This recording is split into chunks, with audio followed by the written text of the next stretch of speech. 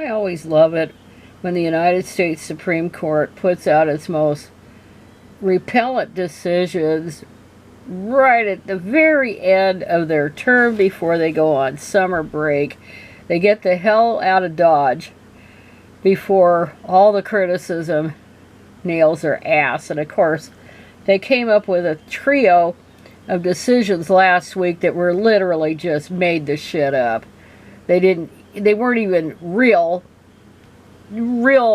cases. It's just like they were hypotheticals, and they just decided they'll just base rulings on hypotheticals. Just totally disregarding any kind of precedent or tradition or anything.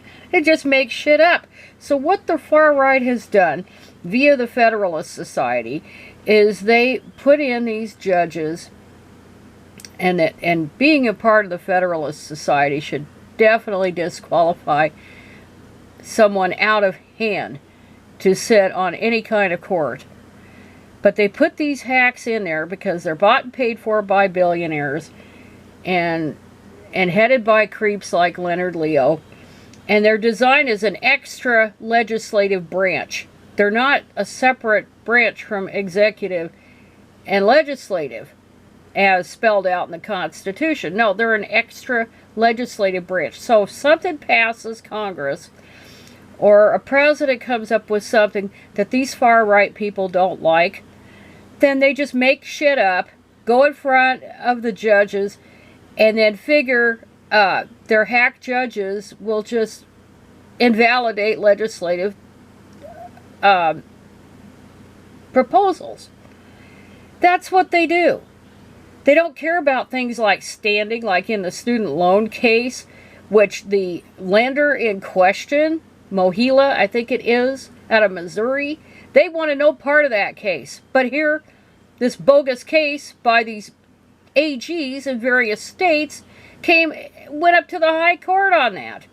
And of course, the Roberts Court, they struck it down as unconstitutional. There wasn't anything unconstitutional. Everybody knew he had the right to do it, that he could do it. And now he's looking at law that has already been spelled out and has already, he being President Biden, is looking at getting loans forgiven via a different statute. And I think he read an article that I had seen where he could do that.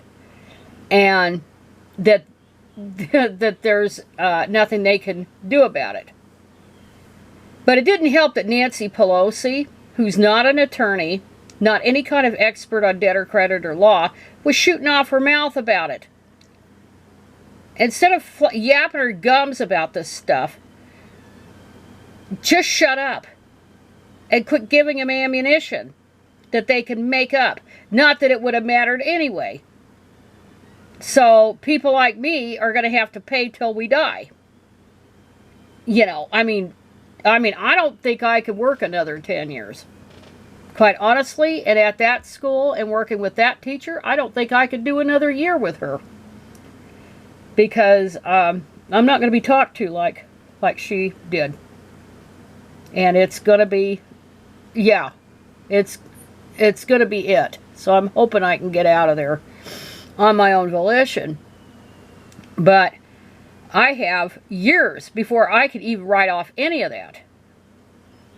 Although there's supposed to be some other alternatives to that. So I have to look into it. But so much of this stuff is so complicated, you almost have to have an attorney to do it. But anyway, so there was that student loan. There was that affirmative action thing, you know, because white males are so aggrieved. You know, they think they got everything in life because they worked hard for it. Never mind having a dick and white skin, which qualified them for making more money than everybody else. And they never got it on merit. Or, never mind things like veterans preference, which historically, anyway, benefited white males. They're not going to get rid of that. And they're certainly not going to get rid of legacy admissions in colleges. Because, after all, white males will be favored there. So there's no such thing as merit, okay? I don't want to hear anybody yakking that they think they got to where they are because they're on their merit. No, that's not the way the real world operates. It's never been. It's always been who you know and not what you know. That playing the game, playing the employment game, playing the admissions game, all that stuff. It's a game, and how well you play it. That is what counts. And they never ask, like places like Harvard and stuff, that the problem isn't that all these, how do they know they're less qualified anyway? It isn't all these people of color that are the problem, or women. It's that they don't have enough spaces for everybody that applies. That's how they keep their demand artificial. That's how they keep their tuition outrageous, is they limit the enrollment. Ditto for law schools and medical schools. That's where the problem is. Not that, oh, I'm more qualified. Hell, 4.0s are a dime a dozen that apply at those schools, which aren't any better than your state schools anyway. They're not any better. The only thing you're paying for is the connections, because those schools are traditionally the schools of the rich and powerful. And lest anybody think that I'm just envious because I couldn't get in. Well, back when I was traditionally aged, college age, women weren't allowed in the Ivies, the male Ivies, most of them, until later on, as undergrad. They could get in as graduate. I think Yale was one you could get in, but it wasn't until 1979 that Harvard admitted women as undergrads. I think that's the correct year. And I think it was Columbia in the early 80s, around 82 or 83, when they finally started admitting women. So it wasn't an option then, but most people don't even look at that. You know, this is all Eastern media, and back East, and I know this is kind of stereotyping, but it's more part of their culture or whatever, that where you went to school is more important than just about anything. But here that's not. Out west, it's not. It's more egalitarian. But then there was good news in that Ohio abortion supporters had more than 700,000 signatures to make the November ballot, which is something like about twice as many as they needed. And you know it's going to pass easily, despite all the shenanigans the Republicans are trying to do in that state. Because fewer and fewer people are buying what the anti-abortion nutters are pushing. But you know, they've got control of the legislatures. So they don't care what the voters think. They don't care. They're going to shame women back into the 1950s if they have it their way. Because that you're only good for two things, as I've said repeatedly. Fucking and having babies. Oh, and cooking and cleaning around the house. That's all you're good for. You're not fully human anyway. You're just a thing to be used. So there was that, and that was good. So it'll pass easily. And it's this November, apparently, is when this is going to come to a vote. So it's 710,131 signatures, more than the required 413,487 to account for possible errors and mistakes. That's going to pass easily in Ohio.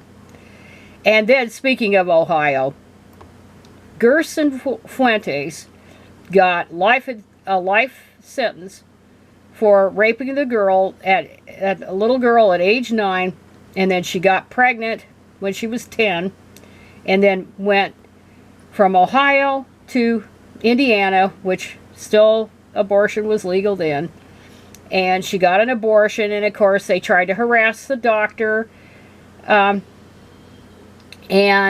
all this, tried to shame her and take legal action, and it was just so stupid, because it was all Caitlin Bernard. Yeah, they launched an investigation into her. Yeah, it was a bunch of shit. Because at first these nutters thought it was a hoax. 10-year-olds can't get pregnant. Remember, anybody who's raped can't get pregnant. Any woman who's raped, she can't, or girl, can't get pregnant because, well, just because their emotions tie into their cycle and they could just shut down ovulation. Never mind that ovulation could come at any time during the month, and never mind the fact that the pregnancy rate is the same whether it's a rape or whether it's so-called consensual sexual activity without contraception interfering. It's the same. But it's all about the woman or the girl's behavior. Always. We've got to shame them. We've got to control their flaming sexuality. We've got to do something to curb it. Because, and more important, that women are saying no to men. And the way to say no is to get an abortion instead of forcing them into a teenage marriage or a shotgun marriage. But anyway, what was crazy, I don't know if it's in here, but the family of the victim wanted them to go easier on this guy. And I had read, I don't know if it's in here, but apparently they wanted to go make it, reduce his sentence.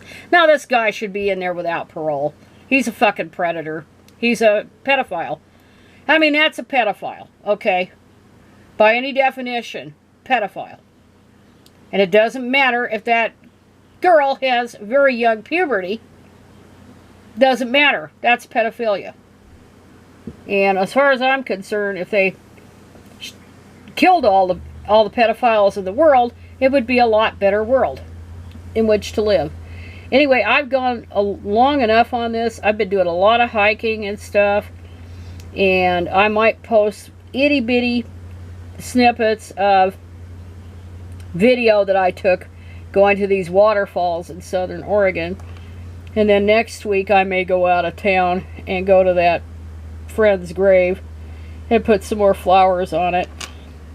But anyway, I'm very, very busy this summer just doing stuff that I like to do while I can still do it.